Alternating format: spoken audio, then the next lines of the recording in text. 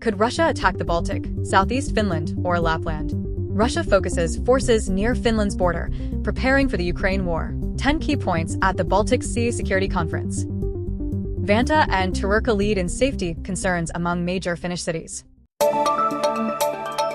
Could Russia attack the Baltic, southeast Finland, or Lapland? According to Finland's Director of Military Intelligence Pekka Turunen, no one can confirm this possibility yet. However, he emphasized that the current security situation will persist for many years to come. Russia has not achieved its goal of increasing forces in the border region near Finland as planned. Before the Ukraine war, Russia had about 30,000 soldiers in the Leningrad military district, and the plan to double or triple this number by 2026 has yet to materialize. The war in Ukraine has significantly drained Russia's resources, making it difficult for them to focus on building up forces in the western region.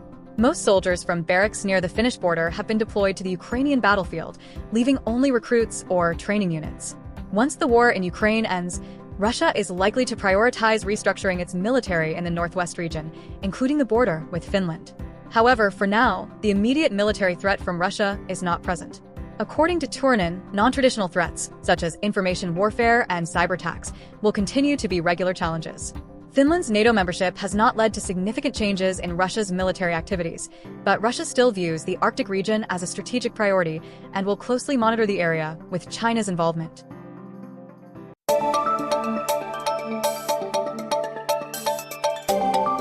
According to the latest satellite images, Russia is focusing on increasing its military presence near the Finnish border to support its war in Ukraine.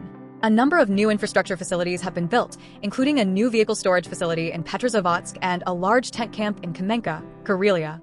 The storage facility in Petrozavodsk, which will be completed in the fall of 2024, covers approximately 1,250 square meters and can accommodate 50 armored vehicles. The tent camp in Kamenka continues to expand and can now host thousands of soldiers undergoing training. Meanwhile, in Luga, the number of military vehicles concentrated in the area has reached a record high, preparing for combat units expected to be sent to Ukraine. However, military expert Marko Eklund argues that Russia lacks the resources to pose a significant military threat to Finland, despite re-establishing the Leningrad military district near the border. Most of the equipment in the area is still outdated from the Soviet era. While there is no direct military threat, Eklund warns that actions like disruptions and information warfare from Russia may still occur.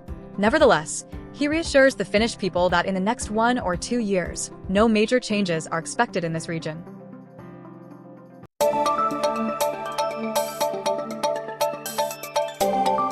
International political expert Risto Penttilä notes that the incoming U.S. President, Donald Trump, has made a significant shift in his perspective on Ukraine. Penttilä argues that Trump no longer sees withdrawing from Ukraine as a viable option, as this would make him appear as a failure, similar to the chaotic U.S. withdrawal from Afghanistan in 2021. Concerns that Trump might slow down or halt military aid to Ukraine have eased. He is believed to have recognized the serious consequences of abandoning Ukraine. Penttilä emphasizes that while Trump's leadership may be controversial, it also holds the potential to yield some unexpected positive outcomes.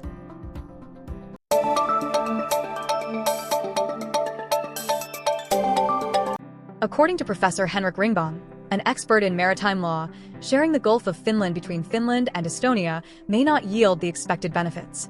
Currently, there remains an international sea area between the territorial waters of the two countries.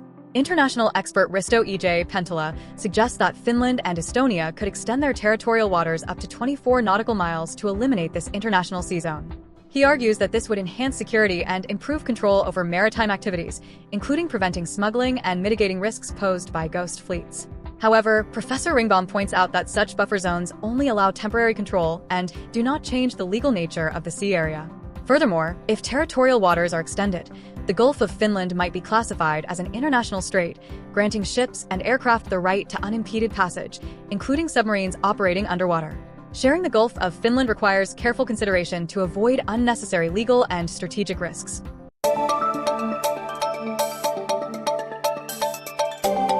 The Dutch command ship HNLMS Tromp, part of NATO's Rapid Response Force, has docked at Tallinn, Estonia, as part of the Baltic Sea Patrol operation. This is NATO's response to recent damage to undersea cables in the Gulf of Finland. The operation is being conducted by the Standing NATO Maritime Group 1 and the Standing NATO Mine Countermeasures Group 1, tasked with protecting underwater infrastructure and monitoring security. According to Arjen S. Warner, the force's commander, the primary mission is to act as the surveillance cameras of the Baltic Sea. Although not a law enforcement body, NATO is committed to assisting local authorities when needed. Warner added, "We are familiar with this region and prepared to counter any threats." In addition to HNLMS Tromp, the operation involves mine countermeasure vessels from Germany and France. The forces will operate in the Baltic Sea for at least the next 6 months, maintaining high readiness against potential provocations from Russia.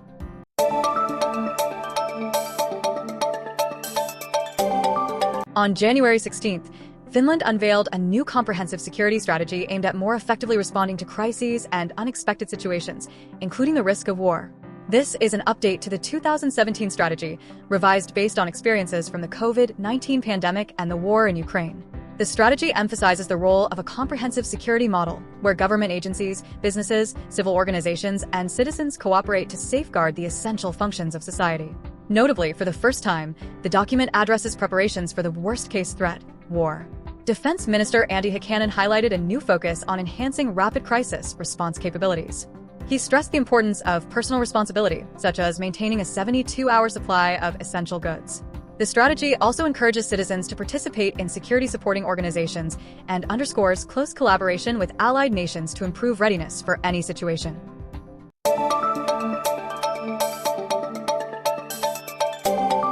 Two suitcases containing approximately 20 kilograms of drugs were transported from the Netherlands to Finland via Helsinki-Vantaa airport without detection.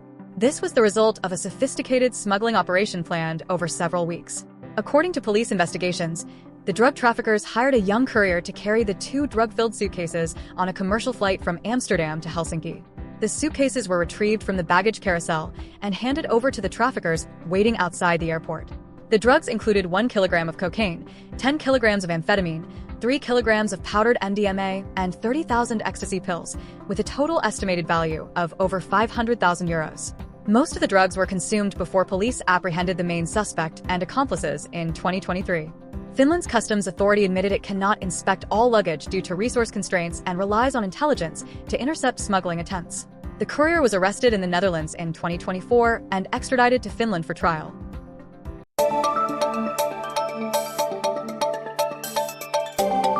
In Vesala, Helsinki, last September, a man born in 1968 shot arrows at police officers as they attempted to bring him to court.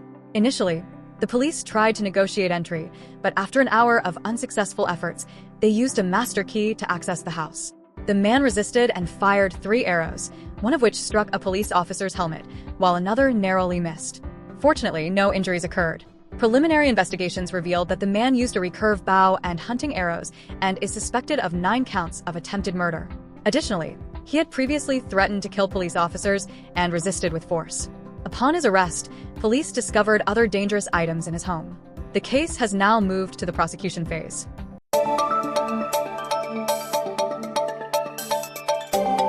In 2024, the Finland-Russia border recorded 39 cases of illegal border crossings from Russia into Finland involving refugees, students, and birdwatchers. With border checkpoints closed to personal traffic, these individuals were forced to traverse forests to cross the border. In January 2024, a group of 18 people, including women and children, passed through a wolf-inhabited area in Russia before crossing into Imatra, Finland. They arrived exhausted, with some wearing thin shoes insufficient for warmth. A total of 33 individuals applied for asylum after crossing the border that month. However, after January, the number of border crossings returned to normal levels. According to border authorities, all cases of illegal crossings are investigated. Those crossing illegally may face fines or up to 1 year in prison if they do not apply for asylum.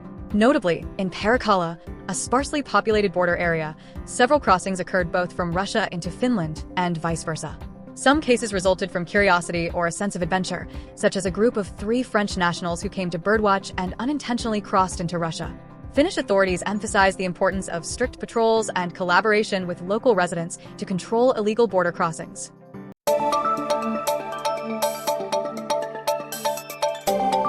The Helsinki District Court has upheld the confiscation of the anchor belonging to the oil tanker Eagle S, despite a request for its release from the shipping company Caravella. The anchor is suspected of causing damage to the power cable connecting Finland and Estonia, along with 4 undersea data cables, on Christmas Day. The National Bureau of Investigation, KRP, sees the anchor as evidence in an ongoing investigation into severe sabotage and obstruction of communications. 9 crew members are currently under suspicion, and all are prohibited from leaving Finnish territory. According to lawyer Herman Ljungberg, maintaining the vessel and its crew costs $14,900 per day, and the ship cannot navigate through frozen seas without repairs. Ljungberg has filed an appeal with the Court of Appeal to revoke the confiscation of the ship and anchor. It has been reported that the anchor left a drag mark stretching tens of kilometers on the seabed near the damaged cables. The anchor is now undergoing technical analysis to confirm whether it belongs to the Eagle S.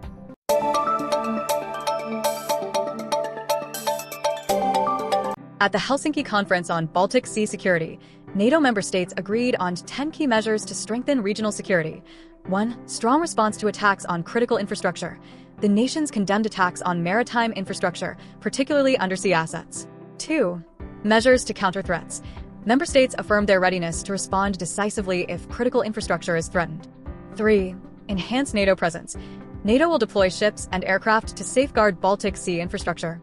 4. High-tech utilization. Advanced technology will be employed to monitor and protect maritime activities. 5. Countering Russian submarine forces.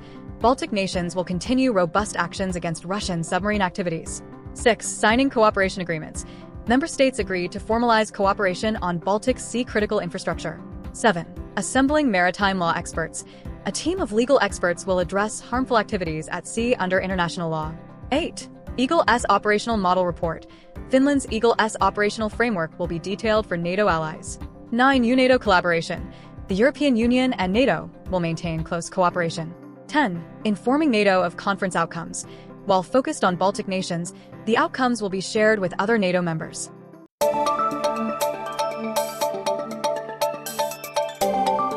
On the night of January 4th, a tragic accident occurred on Talvitie Road in Nurmijärvi, Finland, claiming the lives of 4 young people.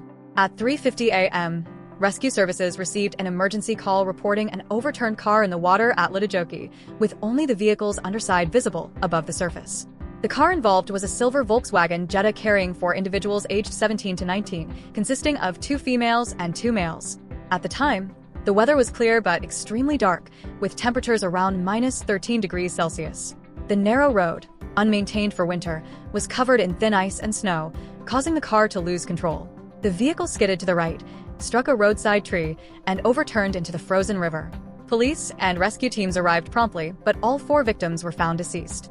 An investigation is underway to determine the cause of the accident, involving the police and the Accident Investigation Board. While there are no indications of speeding or alcohol use, the crash resulted from a combination of adverse factors, including slippery conditions and poorly maintained roads.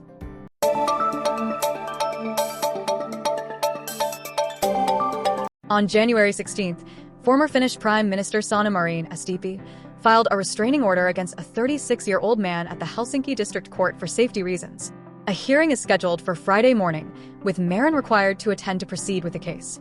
According to court records, the man allegedly attempted to access Marin's residence multiple times and was arrested near her home on Christmas Eve. His actions are under investigation for harassment. The restraining order sought by Marin would prohibit the man from contacting or monitoring her. It would also extend to banning him from areas near her residence, workplace, or any other location where she is present. Sanna Marin, who served as Finland's Prime Minister from 2019 to 2023, currently works at the Tony Blair Institute in the UK. This is not the first time she has faced personal threats from strangers.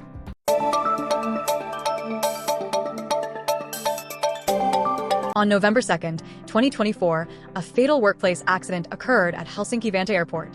The incident took place when an employee was caught between an aircraft being moved and a ground service vehicle.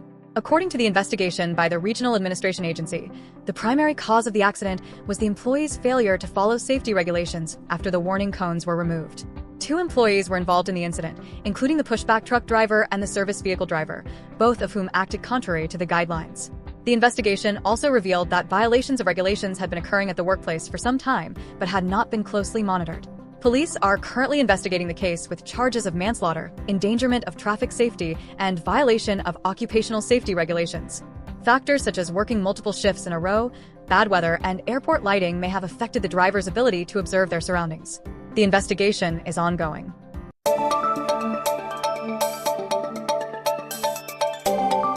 According to the Finnish National Police, incidents of serious violence in public areas are on the rise, with nearly half of the cases in 2024 occurring in the Uusimaa region, particularly in Helsinki and Vantaa. These acts of violence are often happening in city centers, on weekends, and at night. A concerning trend is the increasing involvement of young people in these incidents, with approximately 30% of suspects being under 18 years old. Factors such as drug use and mental health issues are also playing a significant role in the situation. Vantaa and Turku are considered the two least safe cities in 2024, based on a disorder index derived from criminal incidents and public disturbances. However, the police emphasize that violent crimes committed by strangers remain rare. To improve security, the police suggest increasing surveillance with cameras and boosting their presence in schools to prevent early criminal behavior. They also urge the community to actively report incidents to ensure public safety.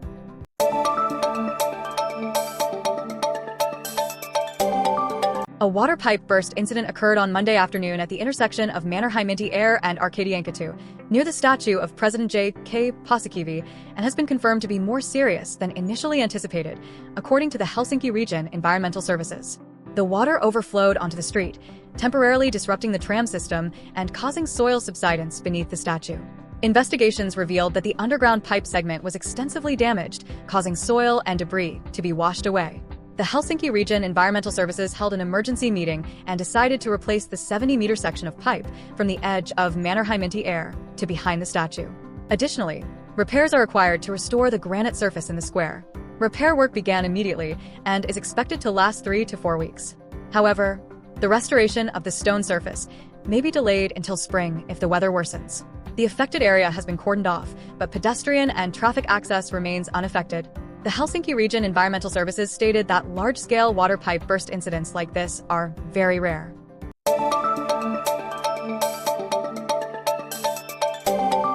Peter Sarlin, the founder of the AI company Silo AI, has donated €10 million through the Foundation PS to establish AI research professor positions at 13 Finnish universities, excluding Lapland University of Technology. This donation is part of the plan to build the Ellis Institute in Finland, a leading AI research network in Europe. The Ellis Institute in Finland will receive €40 million in funding from the Ministry of Education and Culture over the next 3 years. The new professor positions will focus not only on AI technology but also on its social impact, such as in law, business, arts, and energy. Peter Sarlin emphasized that attracting top international scientists will create a self-sustaining research environment, with outstanding researchers drawing in additional talent and funding. Furthermore, Finland benefits from the Lumi supercomputer in Kajaani, which will be used to support AI research. The professor positions are expected to be filled by 2025, laying the foundation for Finland to become a global leader in AI research.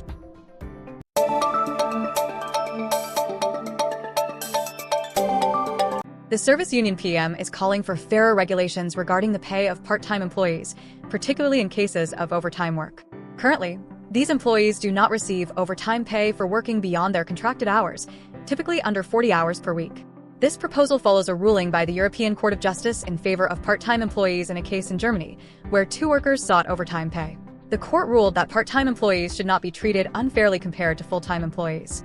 PAM argues that this ruling should be applied in Finland and is pushing for amendments to labor laws, while employer organizations oppose the move, claiming it would increase wage costs. Raising wages for part-time employees would have a significant impact on service industries, where many part-time workers are employed.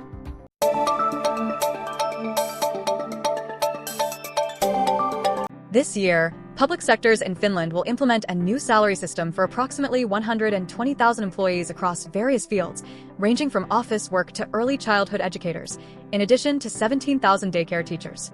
The system categorizes salaries into 3 levels, A, B, and C, based on employees' qualifications and responsibilities. This means that workers can increase their salaries by acquiring additional skills and training.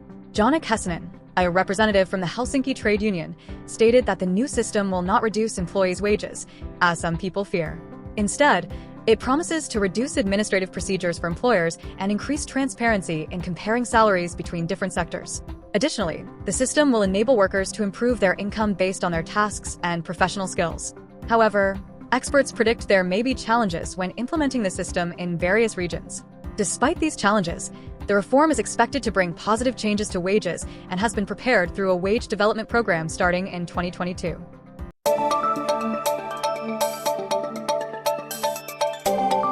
In Finland, the Indian community, with about 20,000 people, has contributed to the increased screening of Indian films in cinemas.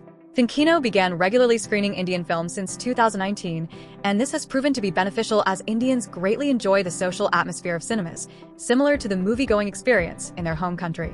Indian films differ from Hollywood products in their long duration, usually lasting around 3 hours, with an intermission in between. These films often include many elements such as melodrama, music, dance, and strong emotions. Moreover, the distribution of these films in Finland is cost-effective and attracts audiences from the very first day of release. The growing popularity of Indian films in Finland indicates that the immigrant community wishes to maintain a connection with their homeland's culture while also providing an opportunity for Finns to experience and integrate into international cultures.